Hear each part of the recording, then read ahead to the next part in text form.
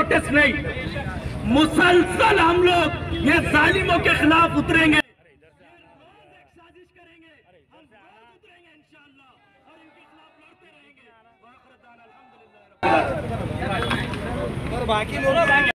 ये चीज भूलना नहीं है, वक्ती तौर पर जज्बात में आके कल जाकर सोना नहीं है, एक एक जुल्म और सितम को याद रखना है।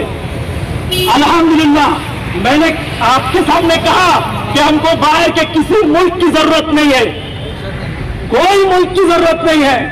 अल्हम्दुलिल्लाह इस मुल्क के अंदर अब एसडीपीआई जैसी क़यादत है जो लीगली डेमोक्रेटिक ले आपको फाइट करना, संघर्ष करना वो सिखाती है इंशाअल्लाह। जिंदाबाद जिंदाबाद जिंदाबाद, एसडीपीआई जिंदाबाद जिंदाबाद जिंदाबाद, एसडीपीआई जिंदाबाद जिंदाबाद जिंदाबाद, मुर्दाबाद मुर्दाबाद मुर्दाबाद मुर्दाबाद मुर्दाबाद जिंदाबाद जिंदाबाद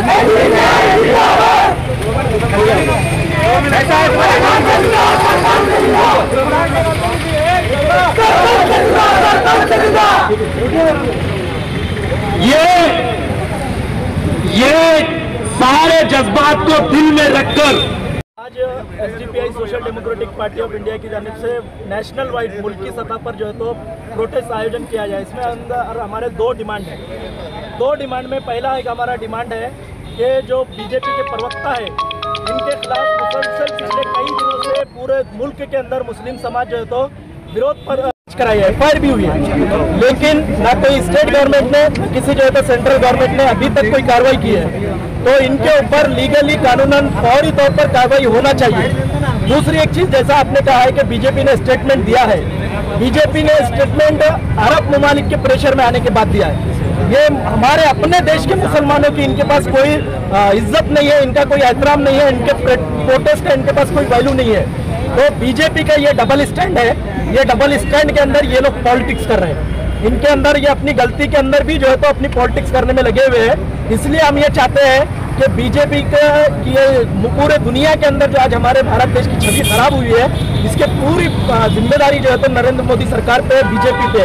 तो अखलाकी तौर पर नरेंद्र मोदी और बीजेपी हुकूमत ने जो है तो हुकूमत को छोड़ना है, नरेंद्र मोदी ने इस्तीफा देना है, ये भी हमारा डिमांड है।